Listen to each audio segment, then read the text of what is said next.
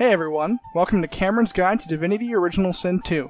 Every week I upload starter guides to the game's classes. On this week's guide, we'll be looking at the Rogue. This video is primarily for those starting new and fresh in Divinity. However, if you're looking to set up the perfect rogue, this is a very good starting point and basis. Let's first take a look at your starting origin, otherwise known as your character selection, whether it be pre-made or custom created. Divinity Original Sin 2 houses 5 different races: human, lizard, elf, dwarf, and undead, each with their own variety of strengths and weaknesses. However, for rogue, the obvious and go-to choices are going to be the elves and the dwarves. While the undead don't need picklocks, it's not hard to make them. The elves have an incredibly powerful utility in their racial ability Flesh Sacrifice, giving them 10% increased damage and plus 1 AP for the round it's cast at the cost of a temporary constitution reduction. While early game, 10% is only 1 to 2 extra damage. Further down the line, however, 10% is the difference between a dead opponent and a living one. Though in later levels, the constitution cut also becomes greater as well, so be careful. Flesh Sacrifice is further complemented by another rogue-used skill, Adrenaline, giving you even more AP per round, allowing you an additional attack with your newfound damage. Now as for dwarves, they have 2 very useful racial traits, Sturdy and Petrifying Touch. Sturdy grants dwarves 10% vitality bonus and 5% dodging, 2 superb buffs, as both can decide a rogue's fate in a dire situation. Petrifying Touch is a 2 AP cost skill that turns your target to stone if they have little or no magic armor. Rogues aren't very vast on crowd control abilities unless you dabble in other magics quite often, so having a passive ability allowing you to remove an opponent for a round or 2 is paramount and life-saving. While these races are great for custom characters, the best start for a rogue is easily the origin character who defaults as it, Sabile. As an elf, Sabile is granted the aforementioned Flesh Sacrifice, as well as a story-specific source skill called Break the Shackles, an ability that can turn the tide of battle, removing all debilitating crowd control that doesn't skip your turn. That ability, combined with the fact that Sabile is just a fantastic character in general. I used to be a slave, kept under the thumb of the master, the bastard that made me hunt down my own kin. The name of the game for rogues is Finesse. That's your bread and butter. This is the source, haha, for all of your damage output.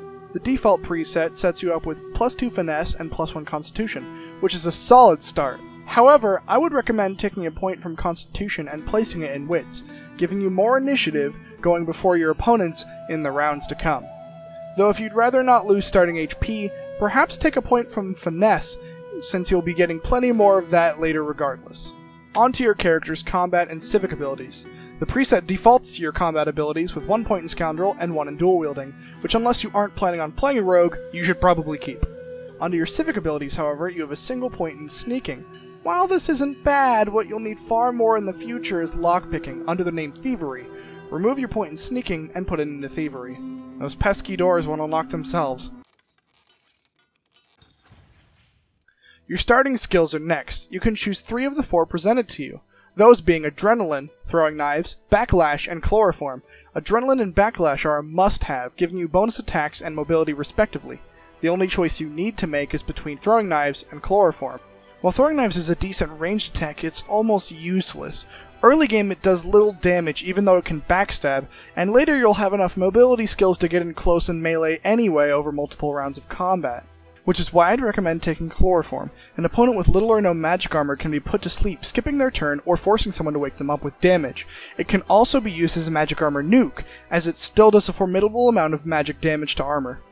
And now onto talents. Possibly the most important thing you choose. This will define how you play the game early on. Arguably the best pick for Rogue, and the default, is the Pawn, allowing you 1 AP of free movement per round, which later in the game is very substantial to help you close distance between an opponent or getting in range for a backlash or a teleport. Other talents worth keeping in mind are Leech, Parrymaster, Morning Person, and Torturer. Leech for the sustain, Parrymaster for dodging, Morning Person if you have health issues, and Torturer to disable enemies for multiple rounds. Now that your stats are all set up, the last thing you need to know is how to act in combat. Once again, this isn't the way you need to act, but more a stepping stone to develop your own style. In a 1 versus 1 situation, you may think rogues have the advantage. However, based on your opponent, you are usually at a disadvantage. The reason being that rogues have average defensive stats in Divinity.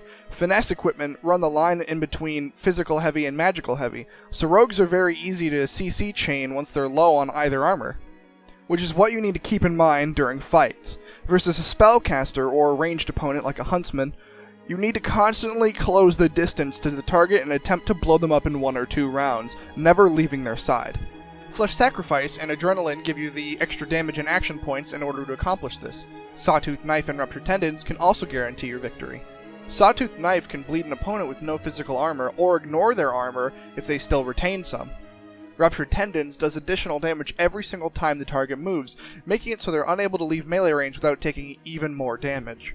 Versus a melee opponent, rogues cannot stay in range or allow themselves to be visible for long, as a good enemy can chain stun you over multiple turns. Using skills like Cloak and Dagger, Polymorph's Chameleon Cloak and Spread Your Wings, Huntsman's Tactical Retreat, or even Warfare's Phoenix Dive are good tools to get you away from melee opponents, making them use AP or other skills to get back into range with you.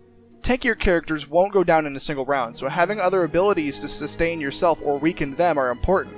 Skills like Corrupted Blade to Disease and Decay, Geomancer's Fossil Strike for slowing, and Sleeping Arms for atrophy. Delaying attacks is all you can do versus melee characters, but try and play keep away or cause them to waste as much AP as you can. Scoundrel isn't all you should specialize in as rogue. As you heard in the last section, there's some good in taking other magic types in your spellbook. Some skills are particularly spectacular for the rogue playstyle. Geomancer allows you Fossil Strike and Fortify, 2 universally useful skills to have on any melee character. However, combining any Geomancer spellbook with a Scoundrel spellbook creates the spell Venom Coating, giving your attacks poison damage for 2 turns.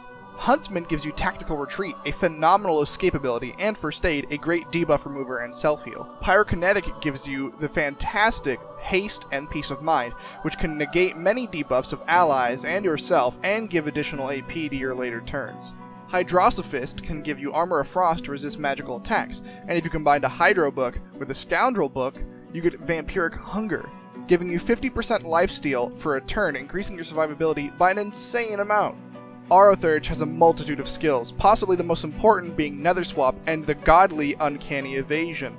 However, Arothurge combined with Huntsman gives you Erratic Wisp, an ability that makes it impossible to keep you in one position. Arothurge and Scoundrel gives you Smoke Cover, making you untargetable unless an enemy gets into point-blank range. Necromancer also houses many abilities that are life-saving. Bone Cage can restore and give you mountains of physical armor based on your surroundings. Shackles of Pain and Death Wish make it hard for enemies to passively attack you, and living on the edge, well, it makes you immortal for 2 turns.